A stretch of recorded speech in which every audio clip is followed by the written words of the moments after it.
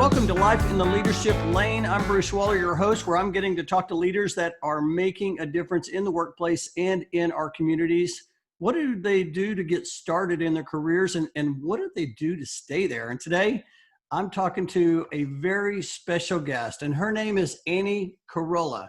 Annie Carolla is the Director of Global Talent Acquisition at HKS.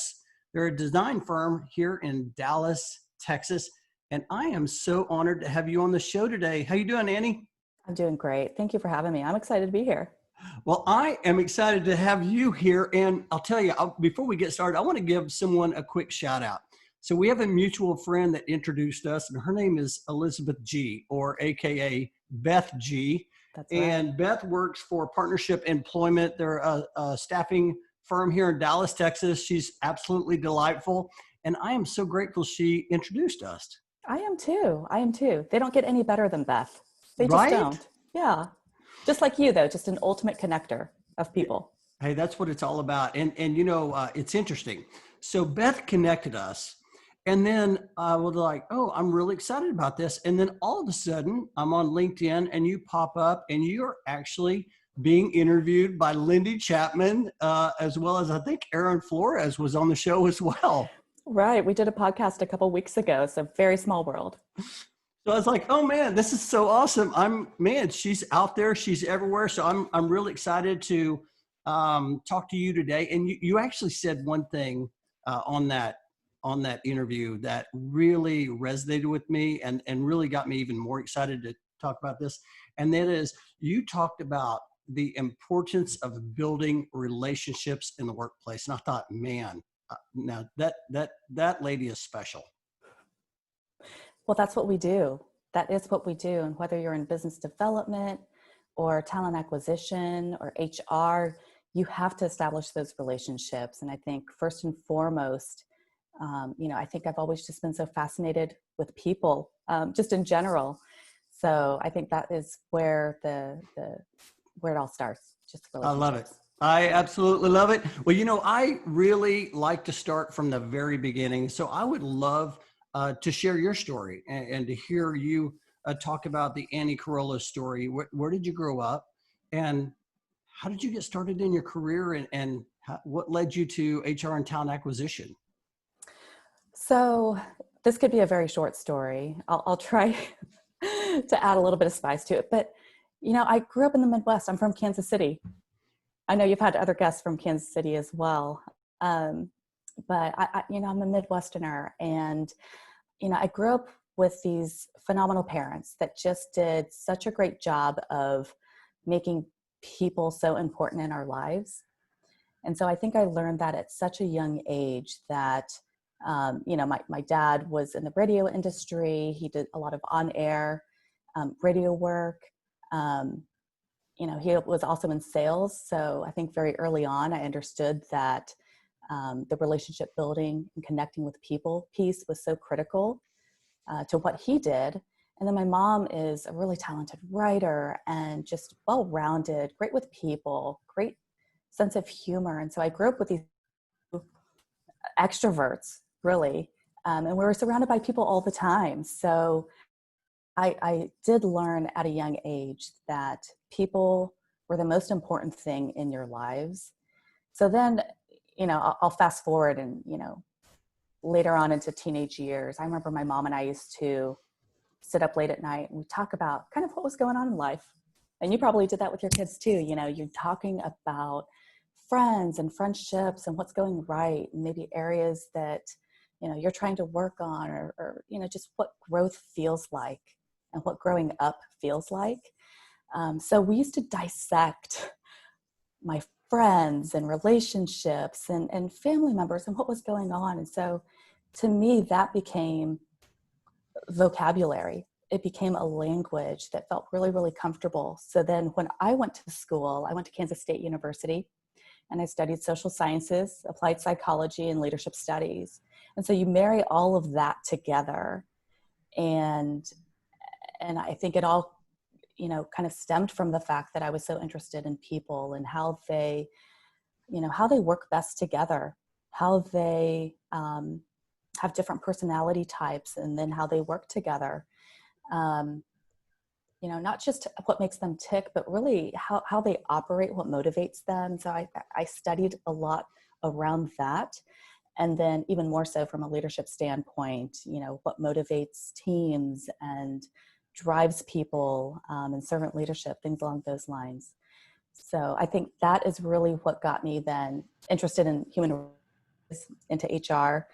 And I immediately went to work as an HR generalist at a large AEC firm, architecture, engineering, and construction firm, headquartered in Kansas City. And I cut my teeth there. I dedicated about, 4.5, 5 years, learning all different facets of HR. And I think the variety, I don't know that people understand how much variety there is, that you can do and specialize in HR. And there is where I figured out all the things I'm not good at. All the things I didn't want to do. I know that I could never run benefits for an organization, but I really respect the people that do. Yeah. But I understood that I liked learning about the growth of the organization. I appreciated learning and knowing more about the people and the teams that we were building and the growth of the organization. And so I think talent acquisition became kind of a natural gravitational pull for myself. And then after about 5 years, I really just started to focus on that and made concerted effort to specialize just in TA. Oh man, that's fantastic. That's fantastic. I'm a Big 12 guy. I'm from Oklahoma. And so Kansas State, I think I shared on one of the episodes, I've been to Kansas City one time and it was the coldest day ever. But that was a cool time. I went there with my son.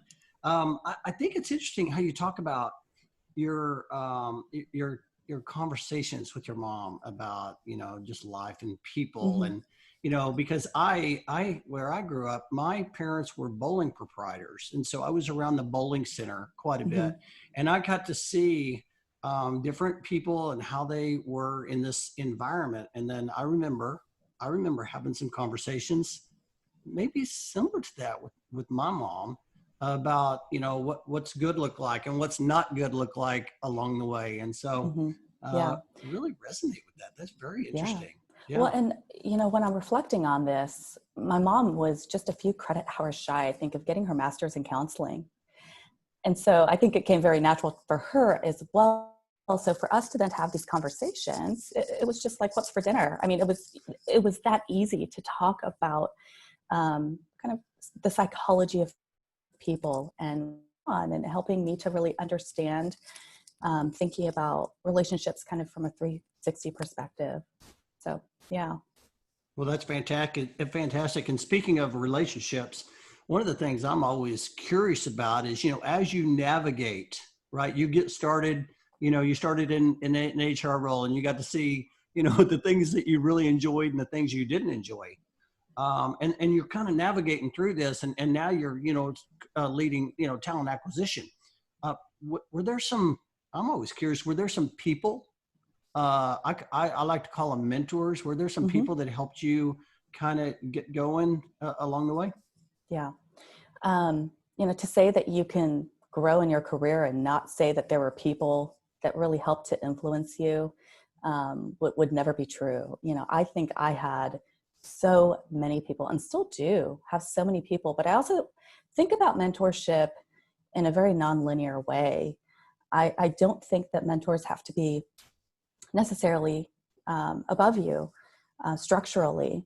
I have mentors that I consider very influential into my, for my growth and development, that have been members of my team, individuals that are peer level with me, and individuals that have been in more of a leadership capacity to me.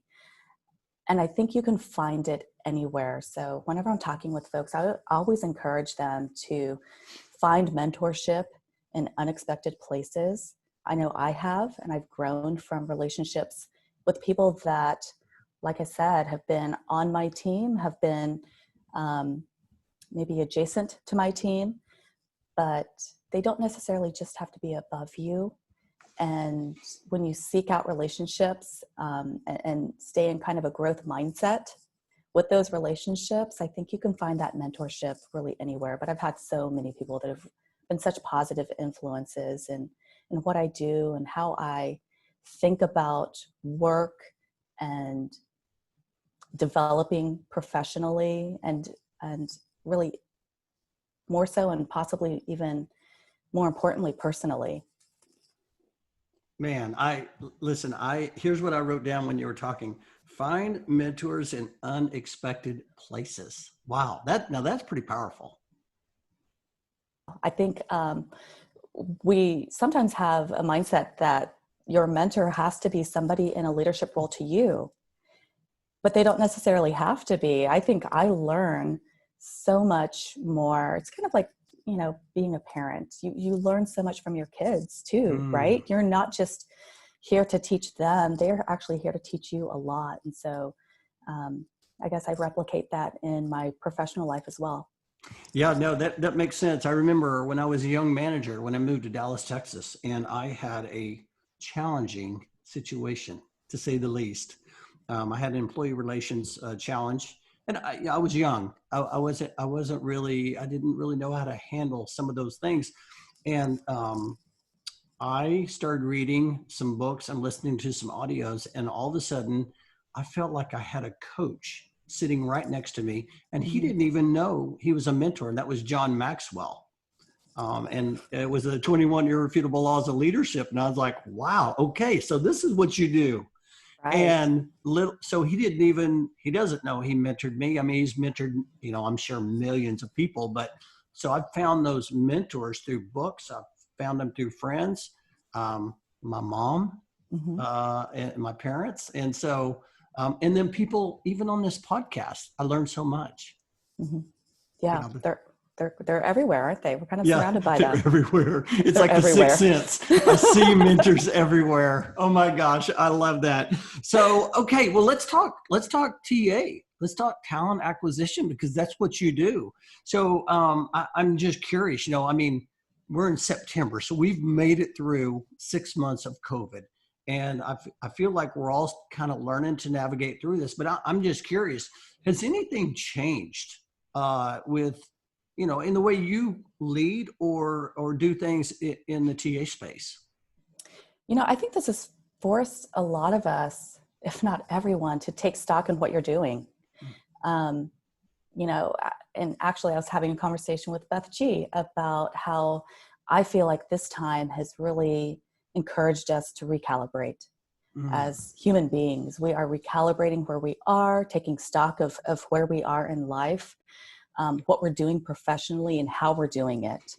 So, I have spent a lot of time with my talent team, talent acquisition team, thinking through what we've been doing. And just because we did things when we were in a more physical space environment, just because we did things a certain way then doesn't mean that we can automatically replicate that virtually. And so we are looking at a number of our different processes, procedures.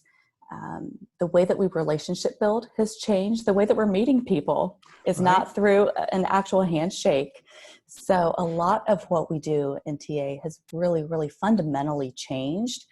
But I think you overlay all the things that you already know and overlay all the things that you have learned along the way, and you find different, if not better, ways to still accomplish all those things throughout the day. And so we've been dedicating a lot of time to, I'll give you an example with onboarding. I think onboarding people that are in a virtual capacity is such a different experience. And so we really do need to breathe some new life into the way that we welcome our folks and the way that we make sure that they understand what our culture is and get them assimilated into their work, into understanding how HKS runs and operates and the knowledge behind the work that they're doing, and connect them to people. And so onboarding is such a different experience as a result of that. So we're now really digging into how we can make that very experiential without physically being in a space. And there's still something that is temporary about that, because before you know it, we'll then be in this hybrid environment where some people will be onboarding and starting work in a physical space again. And some people will be virtual, and you want them to have equitable experiences. Mm. So you don't want one to be more enriched than the other. And at the same time, you have to do things a little bit different. So Yeah. there's a lot of analysis and a lot of, strategic conversation around how we do that impactfully. Yeah, no, that's excellent. That's a great point. I like how you talk about, in this hybrid environment, you're going to have to try to figure out how do you give that same or similar experience to that candidate that's coming in versus that's here virtually, right? Yeah. I did some research. I was given a presentation. It was a couple of years ago on, it was around relocation, but I was trying to make the play that, really when a candidate accepts an offer and they actually have to relocate, the relocation's part of that onboarding experience. It And is so I very was much given, so. right? And so I was given some different examples about some of these best places to work and what these companies are doing. And it seems like the best places to work all have that same mindset that how can we make this a great experience? Mm-hmm. Yeah. And that starts early on. We tend to be their first touch points in even introducing the firm, having them understand what our culture is. Then it moves into that pre-hire experience, which a lot of relocations kind of exist into the onboarding experience. And so it has to feel very, there has to be a lot of continuity that is built Mhm. between all of those processes. And, we try our best to kind of thread as much connectivity as we can. I love that connectivity. Oh, I love that. That's fantastic. So, if someone's listening to this podcast or they're watching the video, what are some things that you think are common threads to being a great recruiter for an organization? Mm. Um, I really will be the first to tell you there are a lot of not great recruiters out there. And I say that actually affectionately because I think everybody is trying, but I will tell you, when I am looking for an outstanding recruiter or talent acquisition specialist, to me, those individuals have to be really embedded into the firm, into your organization. They actually are individuals that need to have a high business acumen. They need to Mhm. understand the organization, the structure, the leadership. Um, we are here to be partners, and we cannot be effective partners if we are not embedded into the organization. So we are in numerous conversations around the variety of initiatives that we are in the midst of right now as a firm. Anything where talent or talent acquisition can have a voice. I feel like we are right there, because in order for us to know what candidates want, we have to be in the conversations of what's going on in the industry, so then we can talk about that intelligently. I think a lot of times you find that recruiters are really good at just talking, and maybe they can talk the talk a little bit, but I am really interested in finding people that have substance. And Mhm. that means that they do understand the business, that they are really interested in understanding it, and that they want to become those trusted advisors in developing those partnerships with our leaders. And not just with our leaders, with our people, because sometimes, like I said, we are the very first people that they may know coming into the organization. And we want that experience to be really welcoming. And then we keep that relationship and we build on that once they're there and they continue to grow and develop as well. But I really do think that to be an outstanding recruiter, you do need to understand your firm's strategy, your firm's structure, the team in which they're going to be joining. You have to understand that culture. And even though your firm or company may have a culture, I guess a larger culture, I think we all know small teams or departments or practice groups, they all kind of have their own unique culture as well. So it's being able to kind of speak to that and then understand, how to talk about that culture, I think in a really meaningful way to them. And I really like you're talking a culture, when you're talking about a culture within a culture, that's real. But when you're talking about immersing yourself in the organization, two things there. Number one, I remember when I took my HR certification. I remember Barbara Hoover, the very first day class. She said, "You need to know the business."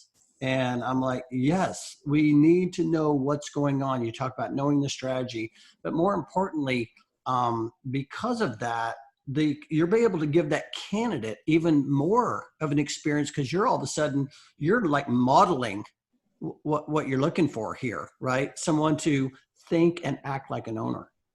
Absolutely. And then you can also inform them of genuinely what it is like or what they can expect. Again, it's just being able to speak intelligently with them, very and again, meaningful way. Yeah, that's fantastic. Painting the picture. Well, let me flip that. Let me flip the script just a little bit. There may be some people listening or watching that is actually looking for their next opportunity. And so, when you're, what are maybe what's a tip or two, something you can share that might help candidates better their chances when it comes to looking for that next opportunity? What do you typically look for? I know it's different depending on the job and description, all that, but in general, are there some common threads that you're typically looking for? I love that you asked that, because we are in just such an interesting economy right now, aren't we? We're just in the most interesting market. And I've had a lot of people that have reached out to me to ask, about opportunities, or ask about, hey, would I review their resume and their portfolio and samples? And I'm always more than happy actually to do that. I think that for folks that are out there looking for an opportunity, it's really important to make sure that everything that you're putting out there that's representing you and your brand, that you make that as polished as you can. There are enough people out there where that creates a level of competition, if you will. And you want to be sure that your resume is out there without, 10 grammatical errors and you forgot to spell check. So put that best foot forward. At the same time, you want to make sure that you're really connecting with people. And I know that when you are out on the market, there's a real vulnerability to being in that place, and it can be difficult to do that. I think, in fact, I'd say that's probably the first hurdle, is just that vulnerability of, okay, I'm out there again. And it's hard to know who to get in touch with. It's hard to understand who can I trust to share, my background with. But what I would encourage people to do is to think about people in kind of a second degree of separation type of connection. So, if you think about it, Bruce, that's how you and I met, through 2 degrees of separation. That's right. And that helps to really cast a wider net for yourself. And it helps you to think about not just the person you know, but maybe the person that they know. So it's just digging into your network a little bit deeper and talking to people about what it is you do and asking them who else they might know. So if you take it one step further, I think you just increase your chances a little bit more.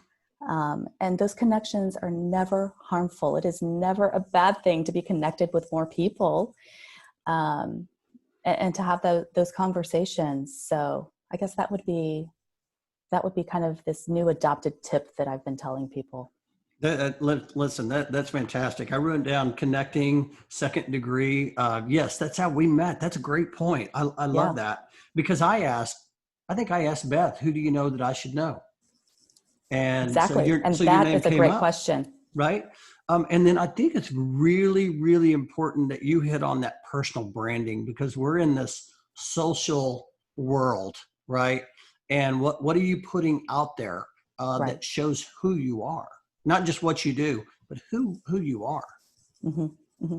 I, I don't know if you've heard Chris Rock's quote, but I've adopted this and I absolutely love it. But it is, when you meet people for the first time, you're not meeting them, you're meeting their representative.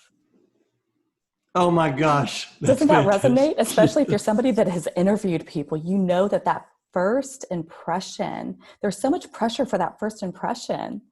But when you look at it through a talent acquisition lens, we want to really uncover who that person is, not just the person that we just met. So as valuable as that first impression can be, you also don't necessarily want to base all of your decisions on how well presented that individual is in the first 5 minutes necessarily. Aren't we looking for that substance, and we're looking for the knowledge base?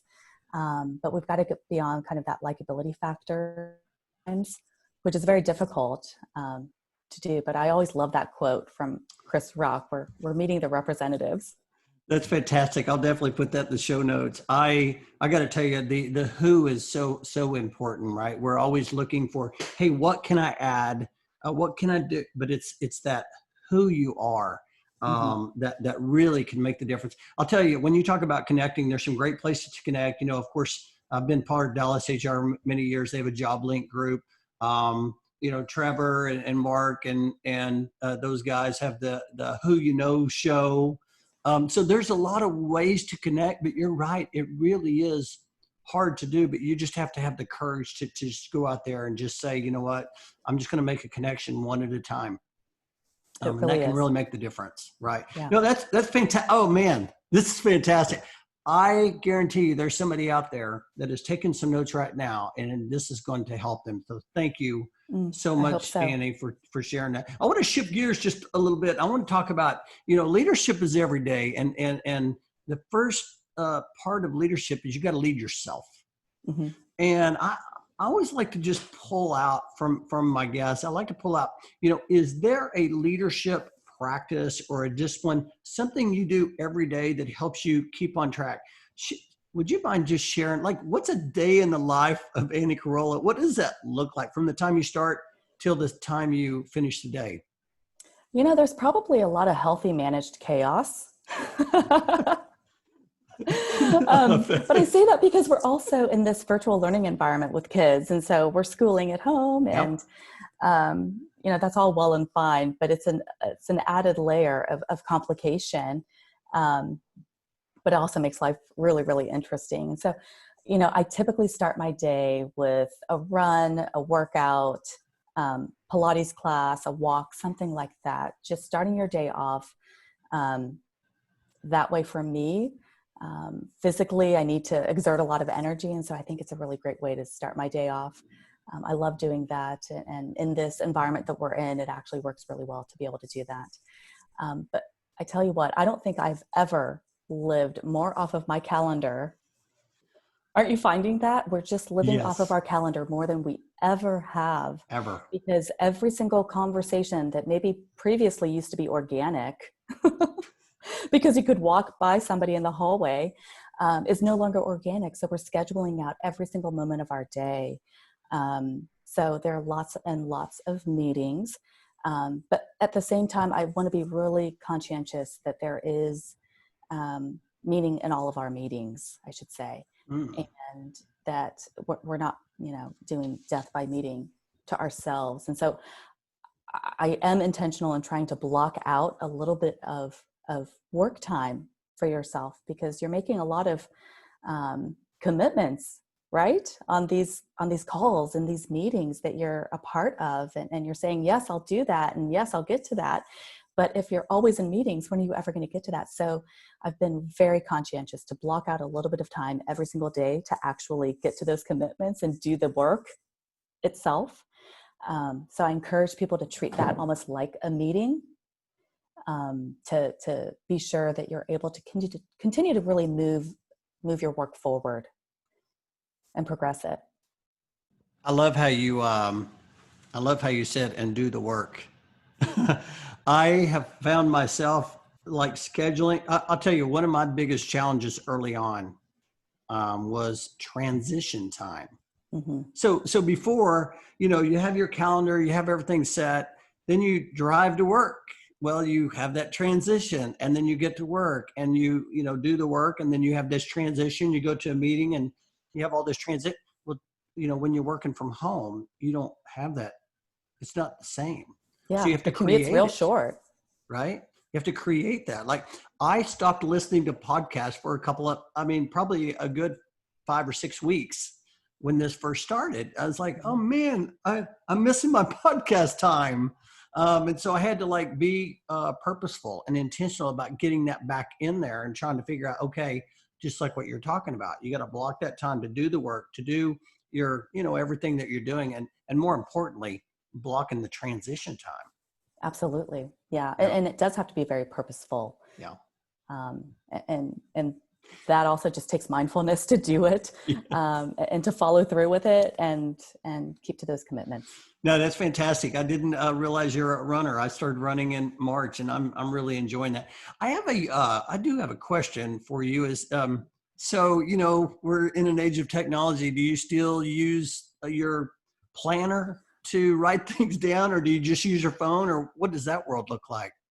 I've tried to get away from paper. It's hard for me, Me but I've too. tried to get away from paper.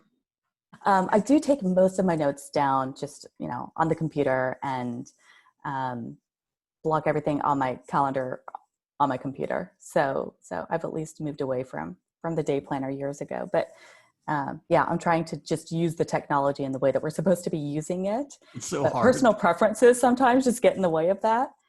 But yeah, I've really adopted it at this Love point. it. I love it. I love it. And so, I could do this all day long. This is fantastic. Like I have so many like questions I want to ask you along the way, but we only have so much time. So I'm going to shift gears a little bit and what Okay. I like to call it's time to accelerate. And I just have some questions for you, some fun questions. So first question is, would you rather read a book or listen to a podcast? Oh, that is hard because I've really been getting into podcasts. But I am a book lover, so I would probably have to choose a book. Yeah, that's awesome. Do you have any Yeah. favorites or anything you've read this year that is good? I'm a psychology nerd, so I have been reading this book called Mindsets, but I've also been getting into Michelle Obama's Becoming Hmm. book. I've heard So a lot of good things about that book. yeah, and then another book called Little Fires Everywhere. I'm starting to get into that as well. I have those from time to time. Little Fires Everywhere. Oh, that sounds that's a very intriguing title. I love that. Yeah. Oh my gosh. Okay, how about favorite food? Well, I'm a foodie. Literally, I love almost everything, Hmm. which is the only reason that I run and work out, just so I can continue to eat. Um, but I would say I'm such a sucker for spaghetti bolognese or filet mignon or eggs. So, but really that list is very, very long. Love it. Oh man, me too. Me too. I was asking early on about different hobbies, and a friend of mine, Yvonne Freeman, said, she started talking about things that energize, and I thought I like that Mhm. question better. And so I'd love to hear what energizes you. Mm. A lot of things, a lot of things. I've got two sons. They clearly energize me because they are very, very high energy. Um, but other things that energize me, really the people that I surround myself with, and that might be a little bit of a cliche answer, but I think I surround myself with really outstanding people, friends and family, and they really do motivate me. They energize me. Um, and I find a lot of um, purpose and meaningful conversations and a lot of just motivation from them. That's absolutely fantastic. Um, okay, so we're not going many places right now, but when we get the opportunity, is there a place you want to go, like visit, or have there been some places that you visited before, like those were like the Mm. best ever? You got a favorite? Oh my gosh, I absolutely love Italy. Mm, Love Italy. Also love Hawaii. mm. So, but Italy, I mean, good grief. You've got the architecture, you have the museums, you have the history, you have the food. The Um, food, you got to have the food. Yes. yes. So I think it really has everything, and the ambiance itself. It's such a wonderful country and beautiful place. Yeah, and you said Hawaii as well. I have it on. I have a bucket list, of course, to hit all 50 states, and Hawaii Me too. it's still missing. I still need to go to Hawaii, so definitely need to hit. Okay, so Annie, man, I can't believe we're getting like towards the end, but this is the final question, and this is a question that is near and dear to my heart, and that I like to ask my guests, and that is, Annie, 10 years older, Mm, is knocking at your door. What is she telling you today? mm. My goodness, I hope she tells me a lot. Um, she's probably telling me it's one of my favorite quotes from Maya Angelou, but she's probably reminding me that um, it's not what you say and it's not what you do. Um, and I'm definitely paraphrasing this, but it's how you make people feel. Mm, And I think, at the end of all of our roads, it really does come back to your relationships. People feel, and that is what they will remember for you and from you. that's fantastic. Oh man, I love that so much. I remember the first time I connected with you. You made me feel like we've known each other for a long time. I'm like, how long have we known each other? Not very long, but it feels like a long time. And that's because you invest so much into people and learning about people and, just trying to, connect along the way. And I just think that you have a very, very cool quality around that. Well, I appreciate that, as do you. I think you really are the ultimate connector. Anytime I've mentioned your name, everybody has already said, oh, like, why have I not known Bruce for 10 years? I love that. Well, you know what? We know each other now, and I'm so glad to have you on the show and for you to just share your wisdom with our listeners and viewers. So, for people that want to, they want to follow you or connect with you or get to know you a little more, how is the best way to connect with you? I think LinkedIn is a fantastic place so anyone can find me there. You can also feel free to follow me at HK.